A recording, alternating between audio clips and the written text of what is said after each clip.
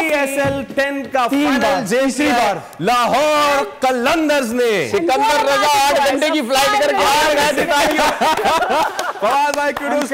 कल ही एक्सपेक्ट कर लिया और मैनेजमेंट कि उसने वो रिलेशनशिप उसके साथ रखे हुए थे कि वो इतना बड़ा उसने रिस्क लिया, वो यहाँ पर आया मैच खत्म होने के बाद। देखिए सिर्फ पैसे के लिए आदमी इस तरह से नहीं आता, अनलेस आप उसका ख्याल रखें, उसके साथ आपके अच्छे रिलेशंस होते हैं।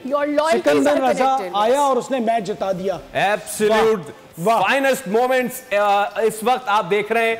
लाहौर कलंदर्स कदाफी स्टेडियम की लाइटें इसलिए बुझाई गई हैं क्योंकि आतिशबाजी का शानदार मुजाहरा इस वक्त खेल का जुनून वाहिद शो था पूरे पाकिस्तान में जिसमें कल ये कहा था कि सिकंदर रजा आ सकता है। किसी ने नहीं कहा था।